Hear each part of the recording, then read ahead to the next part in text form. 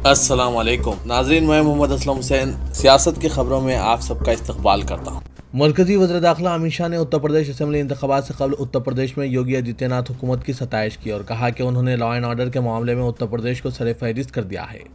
अमित शाह ने Uttar Pradesh institute of forensic sciences का संग बुनियाद रखने के बाद खिताब करते हुए कहा कि बीजेपी हुकूमतें किसी मखसूस तबके के लिए काम नहीं करती, बल्कि वो गरीब तरीन अफराद के लिए भी काम करती है।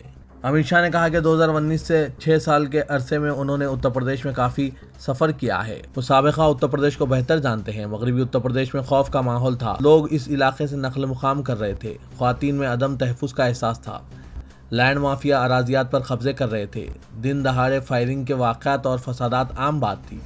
उन्होंने कहा कि 2017 में बीजेपी ने वादा किया था कि हम उत्तर प्रदेश को एक तरक्की याफ्ता रियासत बना देंगे और हमने लॉ एंड ऑर्डर को भी बेहतर बनाया है। हिंदुस्तान भर में मुख्तलिफ तंजीमों ने इतवार के दिन यौम हुकूक मुस्लिम ख़वातीन मनाया। तलाक़ सलासा के खिलाफ बने कानून का जश्न मनाने ये दिन मनाया जाता है। 3 मरकजी वज़रा से बातचीत में समाजी बुराई से मुतासरा ख़वातीन ने कानून साजी के लिए हुकूमत की सताइश की। वज़ीर अक़लियती उमूर मुख्तार अब्बास नकवी, वज़ीर बहबूद ख़वातीन स्मृति ईरानी और वज़ीर लेबर भूपेंद्र यादव ने दिल्ली में Muslim women rights day program में शिरकत की। मरकजी वज़रा ने कई तलाक़ याफ्ता मुस्लिम ख़वातीन से बातचीत की। इन औरतों ने कहा कि मोदी हुकूमत ने मुल्क की मुस्लिम ख़वातीन की खुद किफ़ालत, इज़्ज़त नफ्स और ख़ुद एतमादी बढ़ा दी है। इसने 3 तलाक़ के खिलाफ कानून बनाकर मुस्लिम औरतों के दस्तूरी, बुनियादी और जमहूरी हुकूक़ का तहफ़्फ़ुज़ किया है। स्मृति ईरानी ने अपने खिताब में कहा कि मुस्लिम औरतों को मदरा योजना, जनधन योजना, स्टैंड अप इंडिया और पोषण अभियान जैसी स्कीमों से फ़ायदा पहुँचा है। नकवी ने कहा कि तलाक़ सलासा के खिलाफ कानून बड़ी इस्लाह साबित हुआ है। उन्होंने कहा कि इस कानून के बनने के बाद से मुल्क में 3 तलाक़ के केसेस बड़ी हद तक घट गए हैं।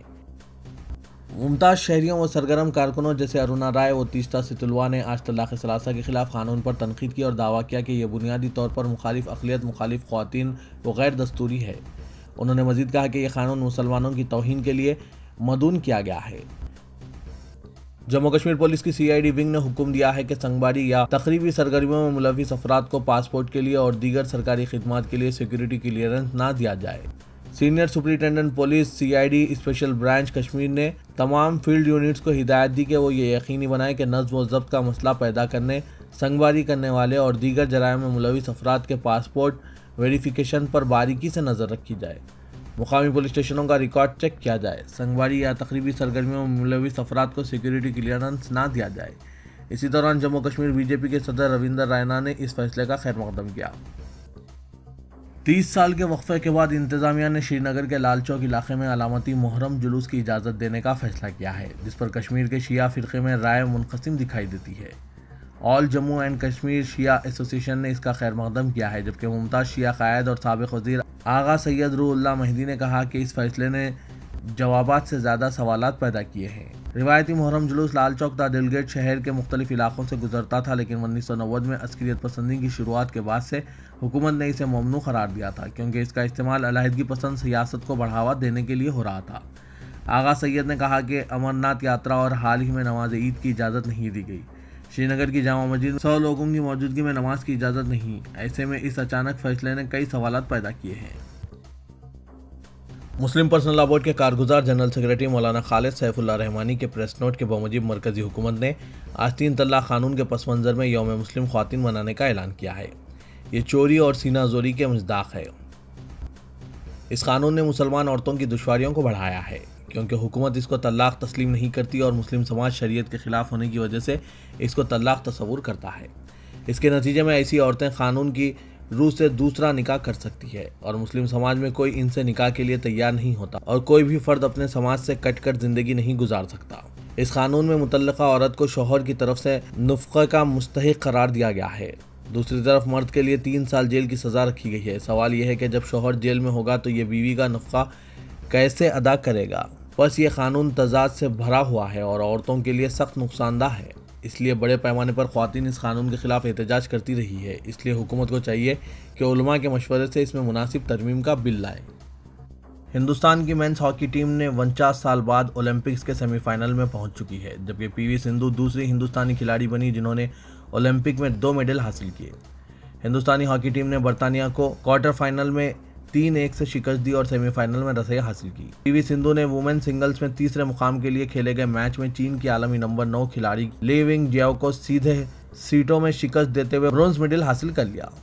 वज़ीर-ए-आज़म नरेंद्र मोदी ने बैट्समैन टीम खिलाड़ी पीवी सिंधु को ब्रोंज मेडल जीतने पर मुबारकबाद पेश की। उन्होंने ट्वीट किया कि हम सब पीवी सिंधु के शानदार मुजाहरे पर मसरूर हैं। वो हिंदुस्तान का फ़ख्र है और हमारी बेहतरीन खिलाड़ी में से एक है। रेसलर सुशील कुमार पहले और वाहिद हिंदुस्तानी थे जिन्होंने ओलंपिक्स में 2 मेडल जीते थे। नायब सदर जमहूरिया वेंकैया नायडू ने सिंधु को मुबारकबाद पेश की। तमाम गोशों से सिंधु और हॉकी टीम की सताइश की जा रही है। मुल्क में आग लगने के वाक़यात में मुमकिना साजिश पर तुर्क सदर रजब तैयब एर्दोगान ने बरहमी का इजहार किया है। आलमी खबर रसां एजेंसी के मुताबिक सदर रजब तैयब एर्दोगान ने मुतासरा इलाकों के दौरे किए। इस मौके पर इनका कहना था कि इशारे मिले हैं कि आग लगने के वाक़यात के पीछे कोई साजिश है। तुर्क सदर ने कहा कि अगर ये बात साबित हो कि आग जानबूझकर लगाई गई है तो साजिशी अनासिर का सीना चीर देंगे, चाहे इसकी कुछ भी कीमत देना पड़े।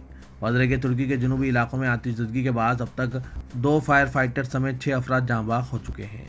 वज़रे के तुर्की की मीडिया रिपोर्टों में बताया गया कि मुल्क में खौफनाक आतिशज़दगी के पीछे तकरीबी अनासिर कारफरमा हैं और ये आग लगी नहीं बल्कि लगाई गई है। पाकिस्तान के कौमी सलामती के मुशीर यूसुफ ने कहा है कि बेघर अफगानियों को पाकिस्तान में ढकेलने के बजाय इनके मुल्क के अंदर रखने के इंतजाम किए जाएँ। डॉन अखबार की रिपोर्ट के मुताबिक पाकिस्तानी सिफारत खाने में एक प्रेस कॉन्फ्रेंस से खिताब करते हुए यूसुफ ने कहा कि पाकिस्तान इस बात को यकीनी बनाने की कोशिश कर रहा है कि अफगानिस्तान में मज़ीद कशीदगी मज़ीद खूनरेज़ी का बास ना बने। उन्होंने कहा कि लेकिन अगर कोई सूरत हाल पैदा होती है तो ये बैनुल-अक़वामी बरादरी की जिम्मेदारी है कि वो अफगानिस्तान के अंदर एक महफूज इलाका बनाए। जब इनसे सवाल किया गया कि क्या इस्लामाबाद मज़ीद अफ़गान मुहाजिरीन को कबूल करने के लिए तैयार हैं, इसके जवाब में उन्होंने कहा कि इन्हें बेघर क्यों किया गया, इनके लिए इनके मुल्क के अंदर इंतज़ाम करें। पाकिस्तान मज़ीद मुहाजिरीन को बर्दाश्त करने की सलाहियत नहीं रखता। तेलंगाना काबीना ने मुल्क में कोरोना की इम्कानी तीसरी लहर के पेश नज़र महकमा सेहत को चौकसी की हिदायत दी है। वज़ीर आला तेलंगाना के चंद्रशेखर राव की सदारत में मुनक़िदा काबीनी इजलास में कोरोना की सूरत हाल मरकज़ की जानिब से मुआशी तौर पर पसमानदा तबक़ात को तहफ़्फ़ुज़ात की फ़राहमी, ज़राअत और दीगर उमूर का जायज़ा लिया गया। काबीना ने ओहदेदारों को हिदायत दी कि ऐसे अजला जहाँ कोरोना के केसेस में इजाफा दर्ज किया जा रहा है, इन पर खुसूसी तवज्जो दी जाए। कोरोना की इम्कानी तीसरी लहर से निपटने के लिए तमाम अजला में कोरोना टेस्टों में इजाफा, टीका अंदाजी में तेज़ी और दवाखानों में अद्वियात और ऑक्सीजन की दस्तियाबी को यकीनी बनाने की हिदायत दी गई। ओहदेदारों ने रियासत में कोरोना की ताज़ा तरीन सूरत हाल पर रिपोर्ट पेश की और इन अजला की सूरत हाल से वाकिफ़ कराया जहाँ केसेस की तादाद में इजाफा हुआ है। काबीना ने कोरोना से फौत होने वाले वालिदैन के यतीम बच्चों की मुकम्मल निगहदाश्त के लिए महकमा बहबूद ख़वातीन व इत्फ़ाल को इक़दामात की हिदायत दी। ओहदेदारों से कहा गया है कि रियासत भर में यतीम होने वाले बच्चों की तादाद इकट्ठा की जाए और इस सिलसिले में तमाम ज़िला कलेक्टर्स को रिपोर्ट पेश करें। काबीना ने रियासत में यतीम खानों की सूरत हाल और इनके मसाइल का जायज़ा लेने के लिए काबीनी सब कमेटी तश्कील दी है, जिसकी सदर नशीन वज़ीर बहबूदी ख़वातीन व इत्फ़ाल सत्यावती राठौर होंगी। रियासत के एक अहम ज़ख़ीरे-आब नागार्जुना सागर में पानी के बहाव में इजाफा हो गया है, जिसके नतीजे में डैम की सतह आब में भी इजाफा दर्ज किया जा रहा है। पानी की सतह में हो रहे मुसलसिल इजाफे को देखते हुए हुक्काम की जानिब से आज नागार्जुना सागर के 14 दरवाजे खोलते हुए ज़ेरी इलाके के लिए पानी की निकासी अमल में लाई गई। रियासत में बेहतर बारिश के नतीजे में जोड़ाला और श्री सालम डैम के दरवाजे भी खोलकर पानी का अखराज अमल में लाया जा रहा है। कहा गया है कि रियासत के तकरीबन तमाम ज़ख़ायर-ए-आब की सतह में मुसलसिल इजाफा रिकॉर्ड किया जा रहा है, जिसके पेश नज़र इन डैम्स के दरवाजे खोलकर पानी की निकासी अमल में लाई जा रही है। चीफ मिनिस्टर तेलंगाना के चंद्रशेखर राव ने टोक्यो ओलंपिक्स के वुमेन सिंगल बैडमिंटन मुकाबलों में पीवी सिंधु को ब्रॉन्ज मेडल हासिल होने पर मुबारकबाद पेश की। चीफ मिनिस्टर ने कहा कि मुल्क के लिए यह फ़ख्र की बात है कि पीवी सिंधु ने ओलंपिक्स में मुसलसिल दूसरी मरतबा मेडल हासिल करके पहली हिंदुस्तानी खातून खिलाड़ी का एजाज़ हासिल किया। चीफ मिनिस्टर ने ओलंपिक्स में दीगर हिंदुस्तानी खिलाड़ियों से नेक तमन्नाओं का इजहार किया। इसी दौरान सदर प्रदेश कांग्रेस रेवंत रेड्डी ने भी पीवी सिंधु को ब्रॉन्ज मेडल पर मुबारकबाद पेश की। उन्होंने कहा कि पीवी सिंधु का ताल्लुक तेलुगु रियासत से है, लिहाजा तेलुगु अवाम के लिए इनकी कामयाबी बात से फ़ख्र है। बीजेपी के रियासती सदर बंडी संजय ने कहा है कि हैदराबाद नवाबों का शहर नहीं बल्कि हिंदुओं का शहर है। लाल दरवाजे के बोनाल में शिरकत के बाद मीडिया से बात करते हुए बंडी संजय ने कहा कि 1880 में यहाँ ताउन की वबा शुरू हुई थी। इस वक्त सनातन धर्म ने ही इस वबा का मुकाबला करते हुए यहाँ के अवाम को महफूज रखा था। उन्होंने कहा कि हिंदुओं की ताकत का मुजाहरा करने के लिए बोनाल का त्यौहार मनाया जाता है। बंडी संजय ने कहा कि सनातन धर्म के तहफ़्फ़ुज़ के लिए हमें मुत्तहिदा जद्दोजहद करने की ज़रूरत है। तेलंगाना के वज़ीर अखिलेती बहबूद के ईश्वर ने माह मुहर्रम के इंतजामात के लिए 50 लाख रुपए फराहम करने का ऐलान किया है। मुहर्रम के सिलसिले में रियासती वज़रा के ईश्वर और वज़ीर दाखिला मोहम्मद महमूद अली ने आज DSS भवन मासम टैंक में एक जायज़ा इजलास मुनक़िद किया। इजलास से खिताब करते हुए इन वज़रा ने कहा कि कोरोना वबा की वजह से गुज़िश्ता साल मुहर्रम के दौरान जुलूस और आज़ादारी के महफिलों की इजाज़त नहीं दी गई थी। ख़ासतौर पर हाथी के जुलूस और इंतजामात का एहतमाम नहीं किया गया था। ताहम इस साल कोई पाबंदी आयद नहीं की गई है, इसीलिए मुहर्रम की सरगर्मियाँ जारिया साल मुनक्किद की जाएंगी। रुकने पार्लियामेंट हैदराबाद असदुद्दीन ओवैसी ने बीजेपी हुकूमत की जानिब से 3 तलाक कानून की मंजूरी के दिन मुल्क भर में मुस्लिम ख़वातीन के हुकूक़ का दिन मनाने पर सख्त तनकीद करते हुए इसे धोखा और फ़रेब करार दिया और मरकज़ी हुकूमत से सवाल किया कि कितनी मुस्लिम ख़वातीन से इंसाफ किया गया, इसकी तफसीलात पेश की जाए। असदुद्दीन ओवैसी ने हैदराबाद में दारुस्सलाम में सहाफ़ियों की जानिब से मुस्लिम ख़वातीन के हुकूक़ का दिन से मुतालिक सवाल पर तबसरा करते हुए ये बात बताई।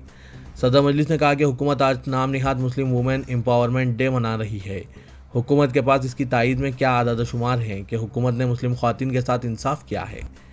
नजीब की मां आज भी तड़प रही है। जुनैद को हरियाणा में चलती ट्रेन में कत्ल कर दिया गया, इसकी मां अब भी बेकरार है। लाखों की तादाद में मुस्लिम ख़वातीन ने CAA, NPR और NRC के खिलाफ एहतजाज किया था।